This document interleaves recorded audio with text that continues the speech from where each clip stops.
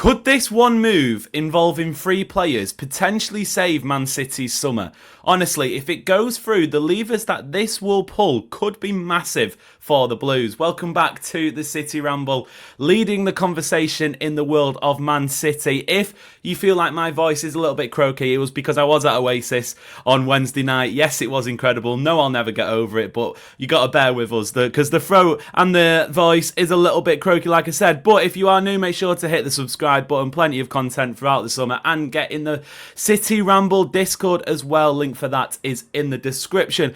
But most people probably would have seen this on Twitter. Maybe you haven't. Maybe this is brand new news. But there are reports coming out of Turkey that Galatasaray are preparing to hold official talks with Manchester City regarding a package deal for Manuel Akanji, Ederson, and İlkay Gundogan. Now, it's worth noting that the source, it's new to me. It seems to be some sort of Galatasaray fan page, maybe like a City Extra style sort of page. But even so, sometimes those can be legitimate. There's been nothing from the big dogs on the City side, so to speak. Jack Gorn, Sam Lee, Simon from the MEN, etc., etc. No, obviously, Ornstein or Romano. But, I mean, these noises have been coming throughout the summer, mainly with Gundogan, a little bit on Ederson. This is the first we've heard from Akanji.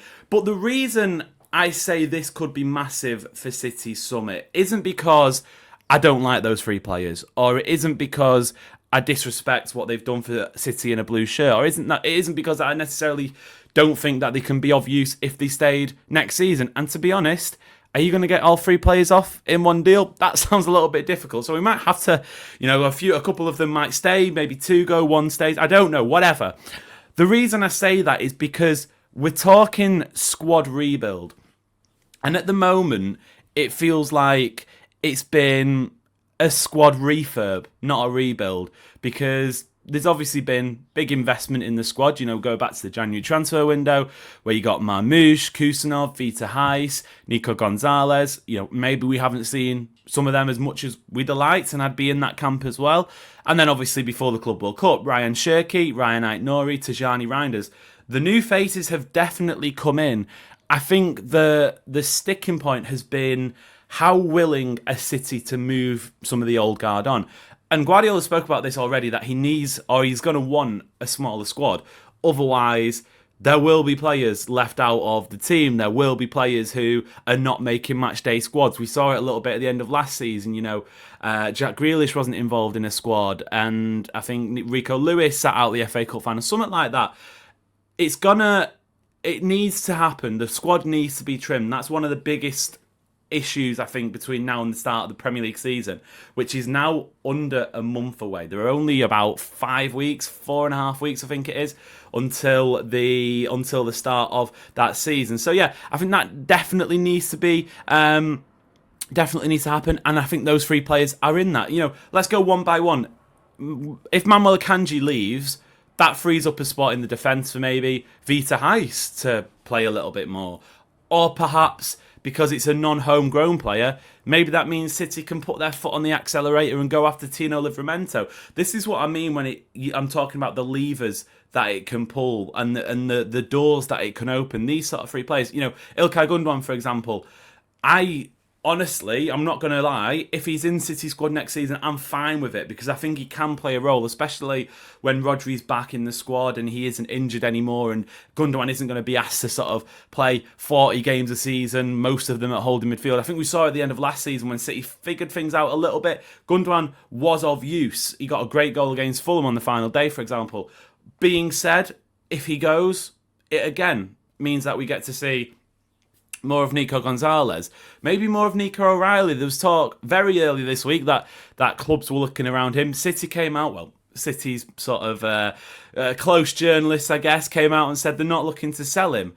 That's great, because why would you want to go and see a young, talented, athletic, energised player who can either play left back or can play in midfield? You don't want to see those players leave when there are older players kicking about the squad. Likewise with Ederson, I've said plenty of times on this channel when we do the podcasts, when I'm on different panel shows and whatnot, I say if Ederson's staying at City, that's fine.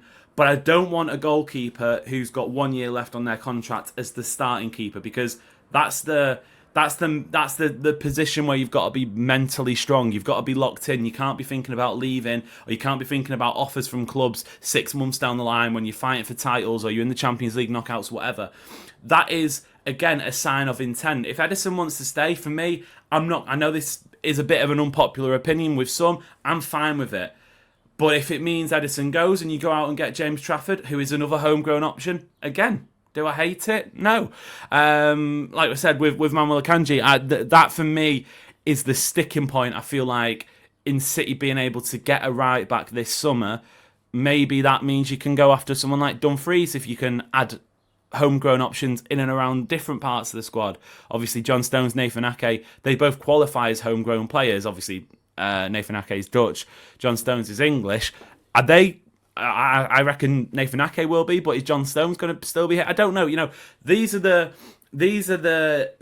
moves that I think a lot of City fans will be hoping, because again, this report might be nonsense. It might not be real. It might just sort of be a little bit made up, so to speak. These are the moves that I think a lot of City fans want to be seeing the club do now, making those cutthroat moves. Rebuild, not refurb, I think is the motto going forward for this summer. And starting, if this is to sort of transpire, starting with players like that, I think is great, because I don't know what the general opinion is, and obviously the manager's going to have a completely different opinion, but part of me would rather go into next season with Vita Heiss in the team as a centre-back, with Kusanov getting more minutes, with Nico Gonzalez getting a run in the team. And if it doesn't work, and if City, I'm not saying that I expect or demand City go out and win the title or even compete for the title. I know the players will expect that. But what I'm saying is, if that doesn't work, then fine. Because we've seen the new players, we've seen the younger lads come in, and we've seen a bit of a different roll of the dice. What would frustrate me, and I think a lot of City fans, and this certainly was the case in that final Club World Cup match, which, caveat, I think was a little bit different because it was the Club World Cup and end of a long season, whatever. But I think if that carries on into next season, where, maybe unks is an unfair way of describing them, because there's some of, in the case of Gundogan, Bernardo Silva, some of the best players that we've had over the last 10 years. If those same issues are cropping up, City are looking tired in midfield, they're getting overrun, they're not able to press the ball, they're not taking risks in possession. How many times was the ball side to side instead of being played in behind to Haaland, because they didn't want to give the ball away, because when they gave the ball away, they probably conceded a shot on target, most of the time a goal. If we still see those issues next season, that would frustrate me. When you've had the opportunity to clear house a little bit, I think one thing that works in City's favour big time is the fact that it's a World Cup year.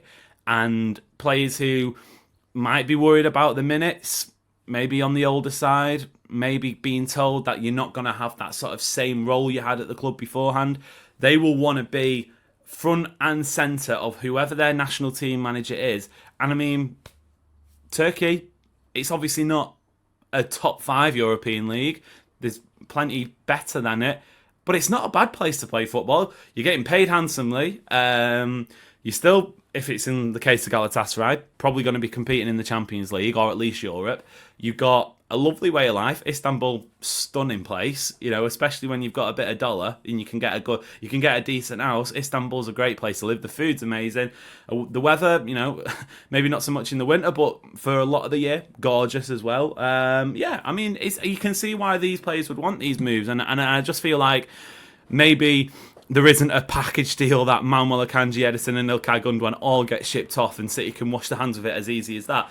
But the fact that maybe they're entertaining offers, it might be that someone in, I don't know, France or someone in Germany comes in for Akanji, or it might be that Serie A, or in fact, I say that someone in Serie A might come in for Edison. Well, I think there was talk from Fabrizio Romano earlier today that Napoli were looking at him, but the deal wasn't doable.